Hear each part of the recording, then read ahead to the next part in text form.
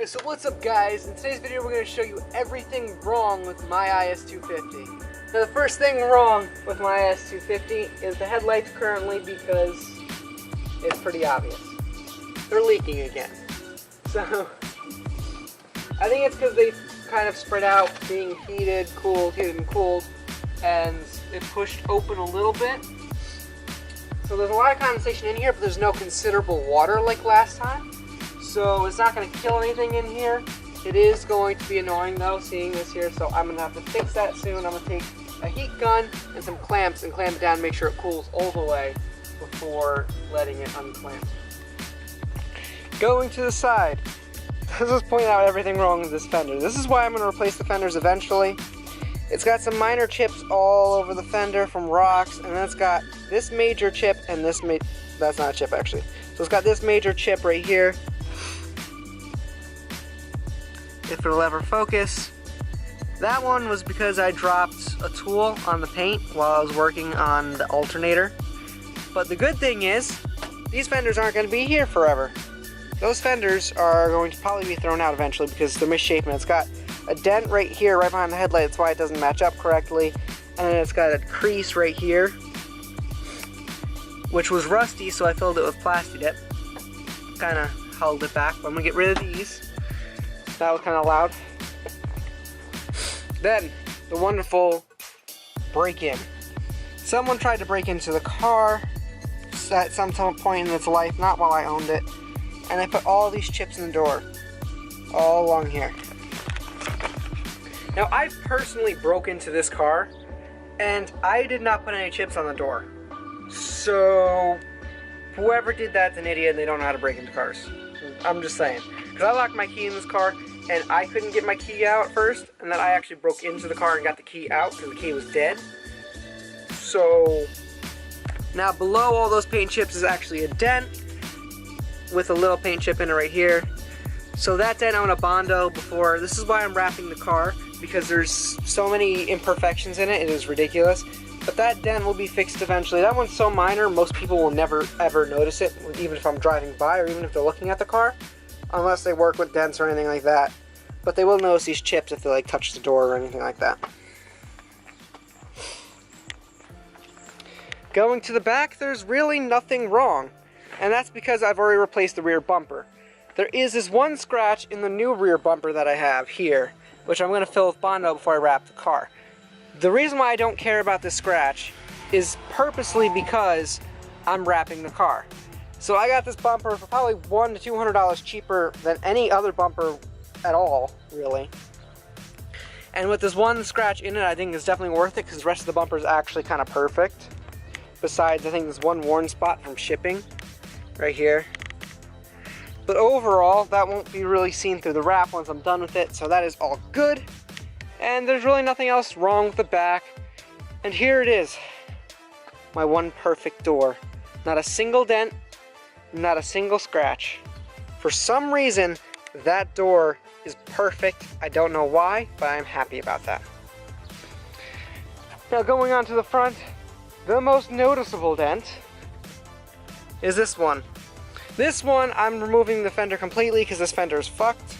And I might replace the door, or I might try and Bondo this before I wrap the car. I might not even get to wrapping the car till next year. But this is going to be fixed eventually, because this car's intention is really to be a show car. So I'm going to fix pretty much every little dent, every little issue that goes along with it. But that's pretty much it for the most part for everything wrong with the car. Except for one more thing, which I only noticed while driving. So we go back here. Well, in here. And it's my seat. I have it tilted up here. Now if I were to turn on the power, and try and tilt it up,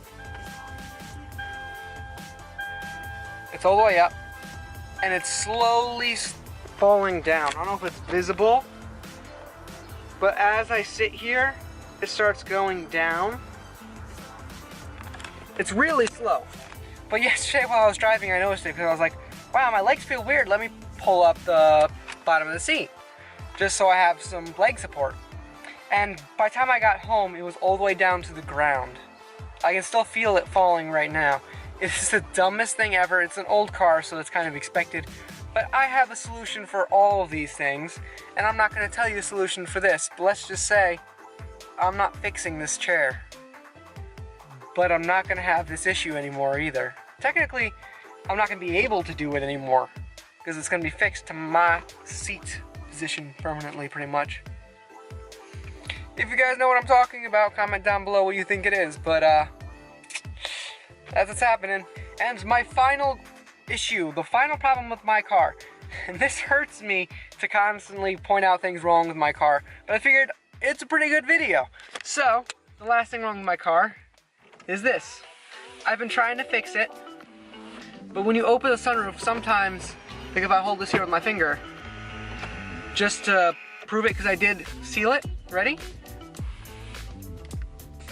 Oh wow, look, I opened that, and there's sunroof there. Hold on, let's go check the roof.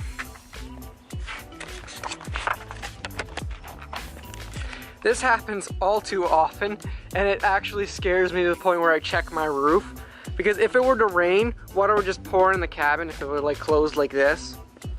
And I would just have a messed up interior. So I always make sure that this is closed before anything else, because that is, I don't know what's wrong with it, but it does that and it's super annoying. And now for the last thing wrong with my car is the wheel fitment. So, that's not good wheel fitment. Just looking at this gap, the wheel is about an inch to an inch and a quarter in from the edge, and it looks hilarious, but it's definitely really bad wheel fitment. So I actually have something coming that'll fix this, and that may or not be tomorrow's video. But this wheel fitment is absolute shit. So I need to fix this ASAP. Now I'm not gonna lie, I'm planning on looking at wide bodies for this car. Whether it's full Rocket Bunny or cheap eBay, I don't know. Hold on a second.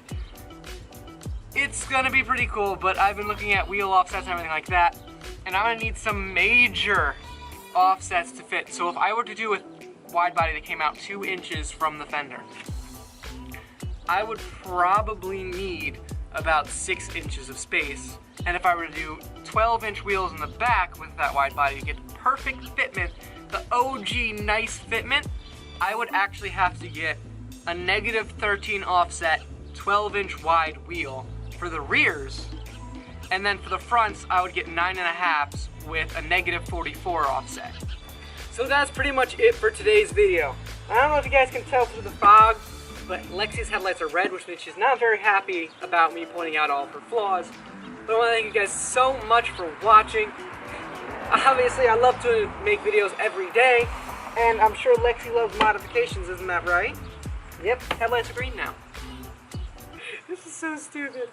But do subscribe so you can see my videos almost every day this summer as I continue to make them. I do have a lot of fun things still planned. I have a lot of fun things planned for the next few years. So definitely stay subscribed. I've got so much shit to do you would not believe. Other than that, like the video down below, because obviously likes and everything help me. Share the video to anyone else you think would love a video like this. Do they own an IS? Maybe. So why don't you show it to them? See where they can get some mods and how to install them and everything like that. Other than that, be legendary. I had to run back outside because I forgot to mention that these stickers exist. They're a thing. They're here. It's a 100 sub celebration sticker. You can order one off Teespring for $6. They didn't let me choose the price, which is kind of fucked up because I want to do like 3. That, or for you guys who don't want to pay $6, because I know you guys want to get these stickers anyway, I will put the artwork up on Twitter. So follow my Twitter, which will magically appear right here, and it'll let you, so basically you can print it out or whatever, so you guys can have at least the artwork and do as you will with it. But it's just something I want all the OGs to have, and I'm making it as easily attainable as possible. So if you want a full-on sticker, these are made out of a nice white vinyl, so they're car safe. They're $6 on Teespring. They come very quickly, actually. So if you get yours, like I said, it's $6. But if you want to make one out of paper or whatever, or something, you can get yours off my Twitter account and basically just make your own sticker. Alright, that's it. Thanks for watching, guys.